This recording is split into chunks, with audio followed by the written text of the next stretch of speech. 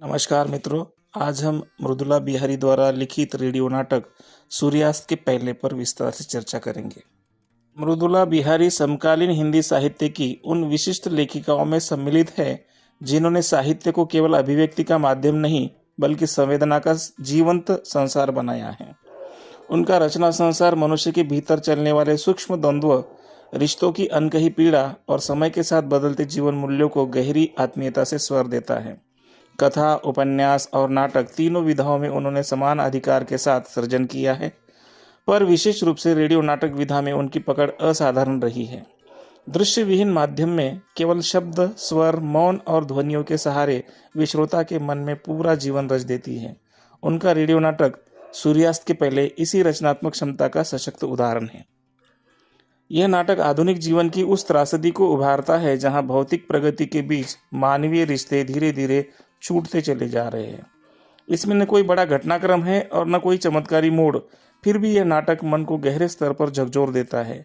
इसका कारण यह है कि इसमें दिखाए गए पात्र, स्थितियां और संवाद हमारे आसपास बल्कि हमारे अपने जीवन का ही प्रतिबिंब है। मृदुला बिहारी इस नाटक के माध्यम से यह प्रश्न उठाती है कि क्या सफलता केवल आर्थिक उपलब्धि है या फिर अपने लोगों के साथ समय बिताना, उनके सुख दुख में सहभागी होना भी उतना ही आवश्यक है। नाटक का केंद्र बिंदु भगवती और दीनदयाल नामक वृद्ध दंपति है। वे एक ऐसे समाज का प्रतिनिधित्व करते हैं जहां माता पिता ने अपने बच्चों के भविष्य के लिए अपना पूरा जीवन समर्पित कर दिया है, पर बुढ़ापे में वही माता पिता अकेलेपन से जूझ रहे हैं। उनका पुत्र गौतम विदेश में है, बेटियां अपने घरों में व्यस्त हैं और यह विशाल घर धीरे धीरे सूना होता जा रहा है। यहाँ अकेलापन केवल शारीरिक नहीं बल्कि भावनात्मक है। संवादों के बीच बीच में जो सन्नाटा उभरता है वही इस नाटक की सबसे बड़ी आवाज बन जाता है। भगवती का चरित्र विशेष रूप से मार्मिक है। वह एक साधारण भारतीय माँ है जिसकी दुनिया अपने बच्चों के इर्द गिर्द घूमती रहती है।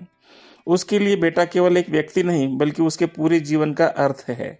वह बार बार अतीत में लौटती है। पुराने मोहल्ले में पड़ोस की चहल पहल, रिश्तों की गर्माहट, ये सब उसकी स्मृतियों में जीवित है।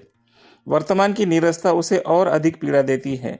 उसका यह कहना कि दरख्त अपनी जमीन छोड़ देगा तो बचेगा, केवल एक संवाद नहीं बल्कि पूरी पीड़ा को दर्द के रूप में अपनी जड़ों के साथ उपस्थित करता है। दीनदयाल अपेक्षाकृत तर्कशील और बौद्धिक व्यक्ति हैं। स्वतंत्रता आंदोलन में भागीदारी, सामाजिक परिवर्तन पर उनके विचार और जीवन मूल्यों को लेकर उनकी समझ उन्हें एक आदर्शवादी व्यक्तित्व बनाती है। परंतु उनका आदर्शवाद भी वृद्धावस्था की विवशताओं से टकराकर कई बार कमजोर पड़ जाता है। वे पत्नी की भावनात्मक पीड़ा को समझते तो है पर स्वीकारने में हिचकते हैं। यही द्वंद्व उन्हें वास्तविक और विश्वसनीय बनाता है। वे जीवन को दार्शनिक दृष्टि से देखने की कोशिश करते हैं पर भीतर कहीं वे भी उसी अकेलेपन से ग्रस्त है जिससे भगवती जूझ रही हैं। नाटक में शिखा का आगमन अतीत की परतें खोल देता है। वह एक ऐसा पात्र है जो नाटक में बहुत देर के लिए नहीं आती पर उसका प्रभाव गहरा और स्थायी है।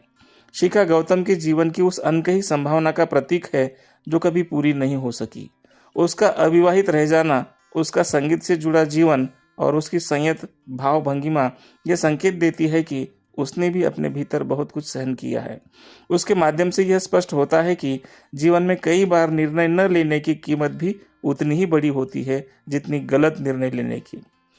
कुंदन का चरित्र नाटक में एक तीखा सामाजिक व्यंग्य प्रस्तुत करता है। वह रिश्तेदारी, सेवा और सहानुभूति के नाम पर अपने स्वार्थ साधने वाला व्यक्ति है।